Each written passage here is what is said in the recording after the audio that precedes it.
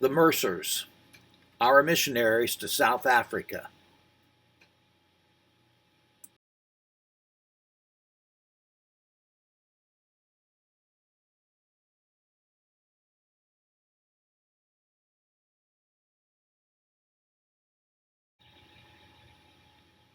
Alan and Marion Mercer are missionaries to South Africa.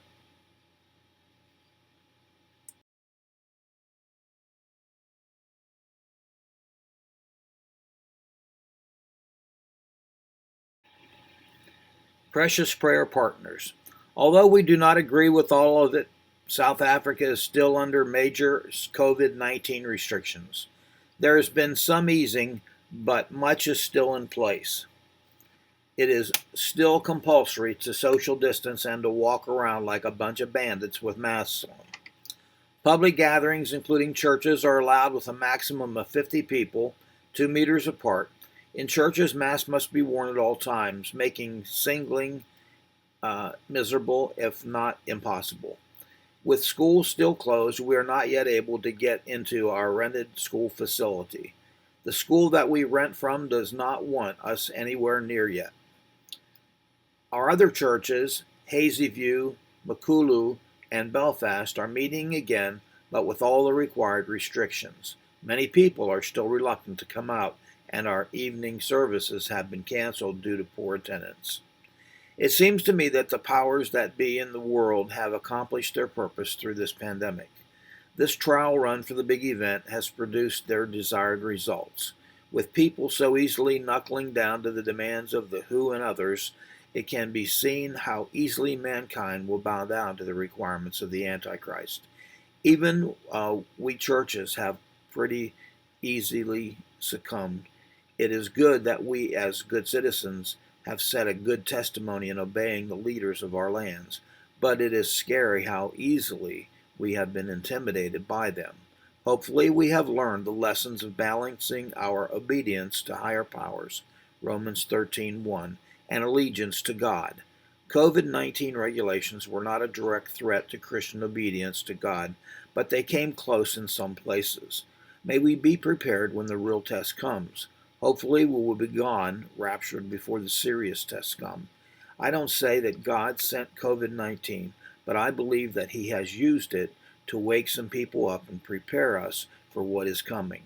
Just as many Old Testament events happened unto them for ensamples, and they are written for our admonition. 1 Corinthians 10:11.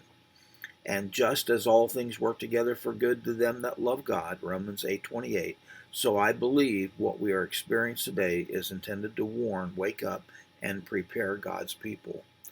Sadly, not much has been happening in our ministries, churches throughout this time. One would expect to see many people turning to the Lord because of fear and uncertainty, but it's not so over here. Instead, there seems to be more hardening to the things of God, almost like Revelation 9:19 and 20, and 16:9, 11, and 21 in the tribulation.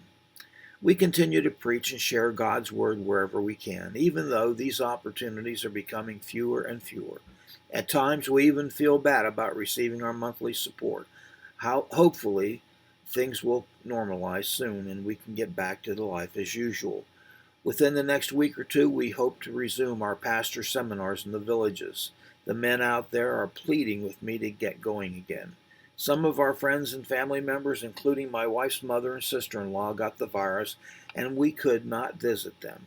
How sad, like my own late mother who died in a home, unable to see us for the last 6 weeks of her life. So Marion's mother is in the same situation. Thankfully, because of being Christians, we will see them again in heaven soon. Beloved, thank you once again for all of your support. Both Marion and I have needed your prayers.